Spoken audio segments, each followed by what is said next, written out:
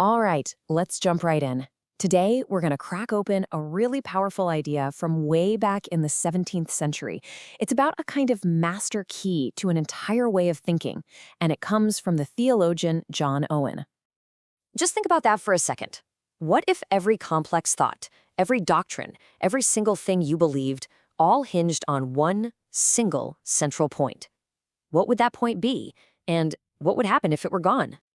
Well, it turns out, centuries ago, a Puritan thinker named John Owen made a really bold claim. He argued that for Christian belief, this master key, this unifying center, wasn't some abstract concept. Nope, it was a person. And this is it. This is his whole thesis, right here.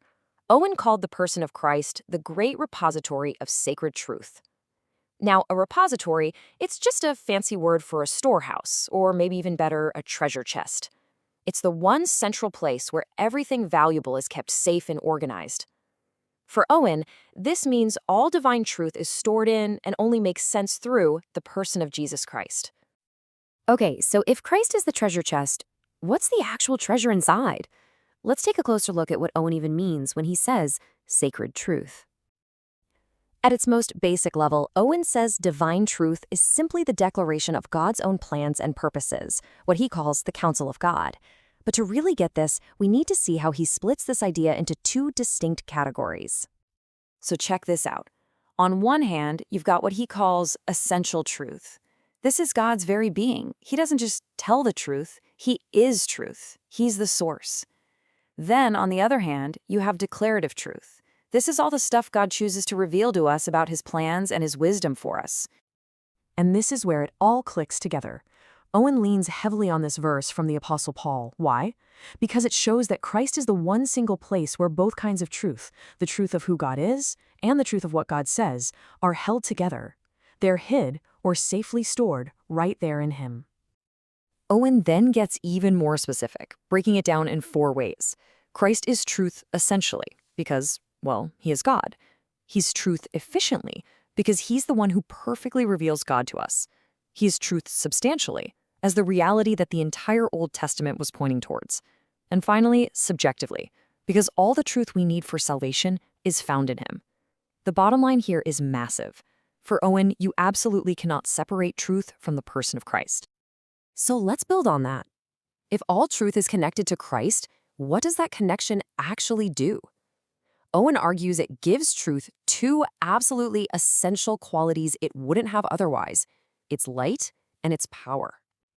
First up, light. Where does truth get its ability to illuminate, to bring real, genuine understanding to the human mind?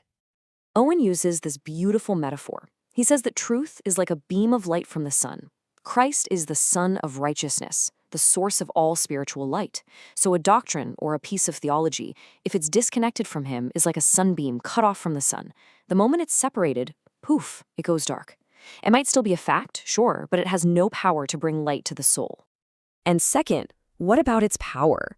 Its ability to actually change a person, to transform their character and their life. Where in the world does that come from? Here, Owen switches to another powerful image, the vine and the branches. Christ is the true vine, the source of all life. And divine truth, when it's connected to him, is like a living branch that bears fruit. It has the power to sanctify, to actually change us from the inside out. So the takeaway is just crystal clear. For Owen, if you try to hold on to Christian truths while cutting them off from the person of Christ, they become totally inert. They're like a dead branch or a vanished sunbeam, lifeless, and at the end of the day, completely useless. This brings us to the flip side of Owen's argument. What happens when a system of belief loses its center? What happens when you try to keep all the truths, but you remove the person holding them all together? Now, to make his point, Owen wasn't just talking theory. He pointed to a theological movement that was active in his day, the Socinians. They were known for rejecting the divinity of Christ, and Owen saw them as a perfect, real-world case study of the inevitable collapse that follows. Owen argued this collapse happens in really predictable stages. First, you remove the foundation, the divine person of Christ. Immediately, the whole structure starts to weaken. Doctrines don't fit together anymore, they lose their harmony. Before long, the walls start to crumble as core ideas like the Trinity and the atonement get corrupted or just thrown out. And finally, the entire building is ruined.